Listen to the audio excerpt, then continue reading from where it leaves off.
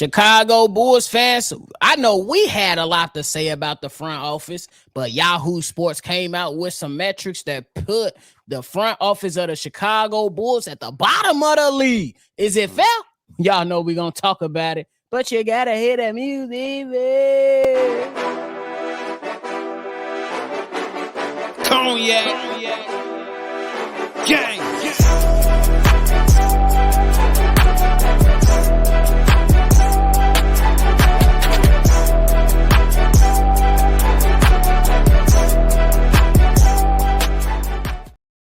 Shy Boys Podcast with the Cognac Boys. I'm Cognac Boy Bobby, and I'm with my dog, CDubb. How you doing, boy?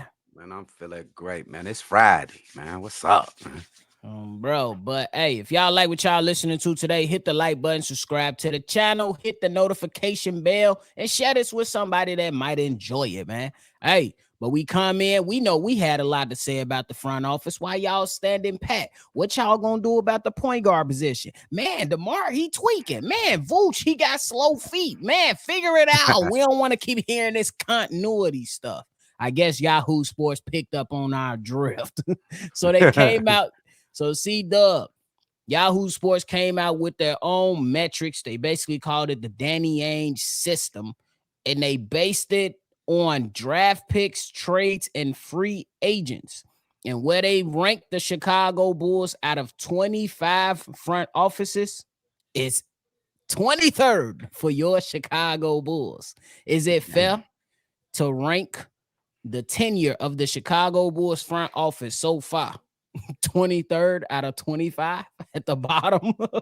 Bro, that's crazy. I can understand it when you go by the metrics, when you look at all the draft picks and the free agents. But look at the beginning of their tenure when they came to Chicago Bulls. Wasn't the whole Bulls nation excited? You pick up Nick Vooch during the season. You pick up Lonzo Ball the next year. You pick up DeMar DeRozan. It was a lot of excitement, and duly noted though, because we was killing. We first seed in the East. You know what I'm saying? So they definitely got to get kudos and points for that. You just can't just send them all the way to the gulag because they was already made some great moves. Now they did have some one unfortunate incident was the first domino piece that made everything fall down is Lonzo Ball. We can all attest to that and agree to that. So, you know, they had opportunities. They the ones who chose to stand pat and choose the C word, continuity, for last season. And, you know, it got them a play-in tournament berth and a win. Let's be fair. They got a win. But they lost to the Miami Heat. After they were winning, they lost in the last 5 minutes of the game with the Miami Heat. Then you look at this off season. I like the additions of Javon Carter. I like the addition of Torrey Craig. I like the young pieces in Julian Phillips and Sanogo, who we'll see if he get a chance to play. We also like Dalen Terry from last year, but I don't think that's, you know, you could put that in the AK and Eversley's lap. You got to put that in Billy Donovan's lap. I'm saying all this shit to say, ain't no way in hell you can put them 25th when 23rd out of 25. You could put them anything close to 25th, 23rd. You can't put them to 23rd, bro, because that's just pure hatred and that's ignorant, bro. Because I know it's teams that didn't make the playoffs on this list. I know it's teams that's in. What about the Dallas Mavericks? They gave away their 4th seed and they dropped all the way out of the playoffs. How I hope they rank, Lord. I don't have the list in front of me. Where's Dallas ranked on there? These guys, they just said the Bulls ranked 23 out of 25. They didn't get the whole 25 of the teams. With that being said, man, is this Bleacher Report nephew? Yahoo Sports gang. Yeah, nephew got an attitude. It's Yahoo Sports gang. I'm just not going. I'm not going to agree with it, bro. It's trash, bro. And it's just make believe. It's a fairy tale. Go ahead. I'm gonna say, how could you not agree with it? That's my standpoint on it. How could you? Let me tell you. Hold on, player. Let me tell you though. How could it not be fair to criticize this front office and put them at the bottom of the top of the 25 teams that ran through this Saber metrics? It sounds crazy as hell, but this is what they call it, the Dandy Ainge metrics, the Saber metrics. Look it up. It's on Yahoo Sports if you want to go ahead and dive deeper into it. But I got a few prime examples. Okay, absolutely. They came in, and then they went out and got Nikola Vucevic. He played half that season, could have made the playoffs. Zach LaVine got COVID. Boom. But next year, off season, spectacular moves. DeMar DeRozan, Alex Caruso, Ayo Dosunmu drafted. They drafted Patrick Williams. But what happened in that season? And they got Lonzo Ball. What happened in a season? They sat on their fucking hands when Lonzo Ball went down. Rightfully so, because you expected him to come back. But you expected him to come back in March. Then you expected him to come back in April and then shut him down. And then in the season, in the off season, you was planning for him. He had another surgery, and you still sat on your heads and said, "We feel confident in this thing. We're gonna run it back." And then your team came out and didn't play good basketball. They were horrible. Horrible is probably too strong, but at the end of the day, it wasn't good enough. And let's talk about when Lonzo Ball went out. That second half of the season, terrible. And then they came into that following season. They were bad. They were bad, bro. You sat on your hands again with this whole continuity thing, and then you wanted to wait until the buyout market in the previous year, go get Tristan Thompson. What did that do for you? You had Ayo Dosunmu looking at that man like he was crazy. Then you did nothing. You seen a bunch of second-round picks go for multiple players, Bones, Highland, et cetera, et cetera. You did nothing. You waited to the buyout market again, rightfully so. Boom. Then you get Patrick Beverley. You got some excitement. And then right now, it's fair to criticize this Bulls front office because what they have put together ain't got you nothing. Now, you pointed out one thing when it comes to the Dallas Mavericks and how they performed this past season, but let's not forget the year prior, they were in the Western Conference Finals. We ain't even sniffed that. We won one game in the first round. So it's but I was drawing the similarities because they went to the Western Conference Finals, but you could still draw that it's not the exact same thing, but they was like number one in the East. Did that account for anything? Did they do a good job at that point? Well, the whole Bulls Nation saying, "Oh man, we love AK and Eversley." Say we wasn't. We was, but let me ask you this. When your star went down, your star point guard went down in January, you had it to February to bolster your point guard position. Why did you stand pat? Oh, I think that they thought I'm not in a mission of making excuses for other motherfuckers, but I think they thought that other people on the team couldn't, what I'm saying, carry a little bit of that weight, and obviously it was wrong. It was wrong. You know what I'm saying?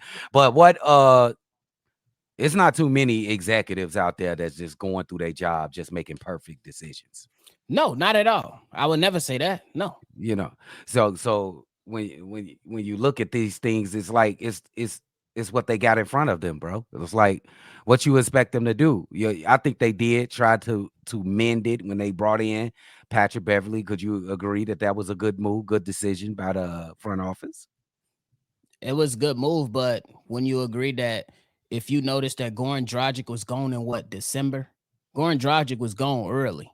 You could have you could have patched that up quick, and then you wanted to shore up your point guard position by going to get a guy who was 60 years old and barely had anything left in the tank. Yeah, I agree. It was bad. Goran was bad. He had a couple moments, but it was bad early on. Overall, but overall, they couldn't. They must have forgot he played for his country in the summer and then came and played for the Chicago Bulls. Like, this man ain't 60 years old. Like, what the fuck?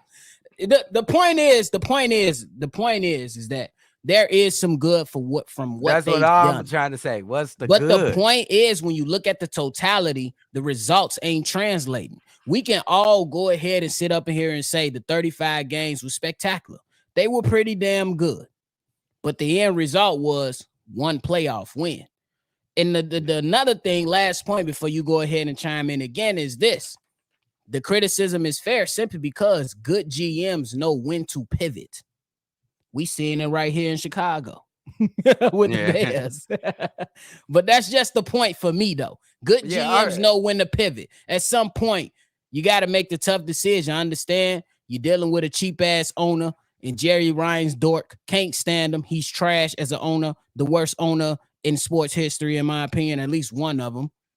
Yeah. But that's besides the point. You can go ahead and chime in after that because I Okay. kill Okay. Jerry Reinsdorf right now. Oh man, we just seen him the other day, Joe. I feel like I ain't seen them since Michael Jordan and was playing. But look, man, I'm just be honest. I can't fight all the bad things that they did because we know what they are. All the things you said, and it's more.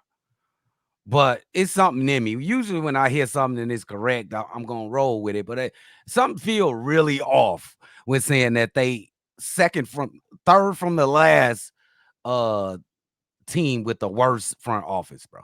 I just can't go like that. That just you grade them a F. Is that what you giving AK and Eversley? That's basically what you're saying. 23 out of 25 gives me a D plus. Can we be honest? Honestly, give him a grade right now. Honestly, get him a grade. The front office for the last 3 years. Give him a grade. For the last 3 years, yes, it's probably a D plus C minus. Like okay. Legit. You I got you to see early on. Big discrepancy, early on when they came in and got Vooch half of the season, solid, boom, B plus move. Then in the offseason, you go get Lonzo Ball, DeMar DeRozan, Alex Caruso, A plus moves. First 35 games, this team is looking good. Still A plus.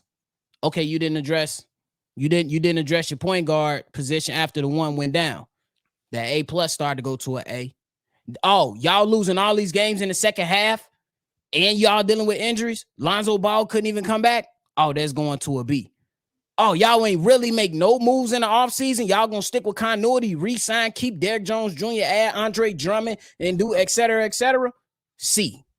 Damn, they dropped all the way to a C. You made no moves in the offseason, and you came out in front of the podium, and not a mic that's as gorgeous as this, but a mic that's similar, and said, we're gonna go and trust in our continuity. You did nothing. What continuity? That's a C right there. And then the way they came out and played this past season, C minus, D plus.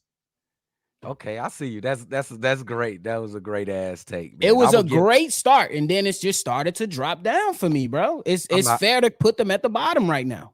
I like the way you did that. I'm gonna give them a C though. I ain't gonna go all the way to D plus. I'm gonna give them a C, bro. We do have to give the players some kind of reprimand for this as well, bro. Maybe they thought that Ayo Dosunmu was good enough to hold it down until Lonzo come back. I know they didn't handle this Lonzo Ball thing good enough. Maybe they thought Alex Caruso, Ayo Dosunmu, and what was that? And Kobe White could have held down that in that first year when we lost Lonzo. That's fair. They thought they had enough. They made a decision and it wasn't right. Yeah, that's fair. And it wasn't right. But you gotta live with that grade. If you come in and you going to take the ACT, the SAT, and you bullshit your study schedule, when you get a low grade, you get a low grade. No matter how smart you is in a book during the entire semester. Oh, bro. Hey. The moral of the story is, well, you going to little nephew class, bro. Do your fucking homework, bro. You gonna fail, gang. He a tough grader, bro. He tough, bro. Why y'all so tough on these guys? What I agree that this year gonna tell it all, bro. That's why I'm at a C. This year? What you think after this? Ain't this the deciding season right here for everybody? The deciding season for everybody. I know Vooch came out. We just touched up on that on yesterday's daily episode, but. Yeah, it's crunch time for everybody. But the crazy thing is, it ain't gonna be too much pressure on this front office simply because these guys got extensions. Who would be the one to fire him? Jerry, huh? Jerry would have to be that. Jerry gonna fire the front office, but look how long Kenny Williams was with the White Sox, and they've been asked since 2006. Damn, I didn't even know he was still on the damn team. I didn't know he was still for the White Sox. And then I know.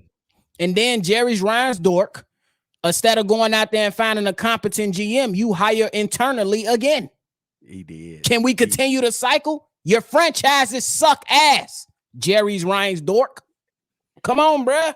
You made your money. And he ain't gonna never sell the team because they keep making money. My dumb ass keep buying Bulls merch. Just bought some more He shit just like a bought some more dummy. shit. He just bought some more shit. I'm What going the on the fuck you whole rant. talking about, nephew? What the hell That's is you what keep talking them about? paid. That's what keep them paid. I just put more money in Ryan's dork pocket. Hey, bro, Even though I got criticism for him. People might as well forget that. Why in the hell would he sell the team or change or do anything and he make the money he make? Y'all might as well forget about it. He is a billionaire for a reason. The only way he's giving up the Chicago Bulls is if somebody go in, blackmail him, hear him call a couple of his players the N-word, or go ahead and create a bad environment like they did Dan Snyder. That's the only way they can force him out. Until then, this is his and his son team, and they gonna run it horribly. You trying to do Jerry like they did dude on Godfather 2, bro, and put him in a brothel, bro. Put him. Somebody send him to Vegas and go ahead and get him off because his league is kind of legal. Joking, gang. We just joking, Jerry. Jerry, we joking, love the Bulls. First of all, we love the Bulls. We don't deserve this. Hell no, we don't. No, we don't deserve this, bruh. Hey man, that counter started to build up when the last time we won the ship. That was last century. That's like what, 25 years? It started. Damn, that was last century, gang. We've been really in contention. Last time we see the Eastern Conference Finals was probably 2010, 2011. Yeah, so damn, it's starting to build up, gang. Yeah, 12 years ago, gang. I don't want to be like the Cubs and shit, gang. I don't want to be like the Cubs. Hey, they had to wait 100. If you're a Cubs fan, you're a strong bird. 100. You're a strong bird. But last question before we go. Since you believe it wasn't fair to place them near the bottom of the 25 front offices selected for this Saber metrics or the Danny Ainge metrics, for you to be like, all right, it's cool, what do you think they should have been ranked? Because I think they ranked appropriately. You put them somewhere in the middle. Could we accept the fact that they could we accept the fact that they made the play in? I know that ain't nothing like, oh, we made, but there's other teams that didn't make the play in. There's also teams that had worse predicaments than the Chicago Bulls. Look at the Hornets. Look at the Dallas Mavericks. Look at all the teams that didn't make the play in. Like, to be fair, we could throw them like in the bottom half of the middle, bro. I ain't going for that. The play-in wasn't even in existence 3 years ago, bro. Everybody cutting your 3 years ago, they wasn't even in the play-in. Come on, bro. They gonna cut your class, nephew. They not showing up. F. Cut it. F. And I'm not calling your mama for her to come up here and get on my damn nerves. No. You the old school guy. Ain't no way you sitting up here talking about some. Can we give him a little love for the play in? No. They got it. That's damn. That's a makeup test. You don't get 100. You can score everything right. You don't get 100. The Heat made it all the way to the fucking finals game from the play in. That's an anomaly. And they was already the 8th seed anyway. Nigga, they cutting your shit, I swear. Man, give your final thoughts. Y'all have to let CDubb know he tweaking. No. For real. No. They bad, bro. It's been bad, but they ain't one of the worst, bro. I refuse to say that, bro. As far as the team, as a team totality, okay, fine. But the front office, questionable, head scratcher. That's a knee slapper for my white folks. Come on, bro. Give your final thoughts so we get out here, because we'll be all day. We'll be all day. Hey, man, nephew crazy as hell, Joe. Hey, man, the season is coming up. We appreciate y'all for the 4K. Once again, keep rocking with us, man. We got some special shit coming up for y'all. Bro. All right, that's it from us, man. Let us know in the comments below who tripping. Type Neff if you think I'm tripping. Wait, type old head if y'all think I'm this young ass nigga over here. He want to tell everybody F, nigga, F. Nigga, F. But that's it from us today, man. Subscribe here for all your latest Bulls content. If you want to leave a hot take on this, or you want to get your thoughts on this, send a text message or call in and leave a voicemail. 773-242-9219. It's another episode of Shy Bulls Podcast. We're going to catch y'all on the next one for sure. Damn, nephew. cognac.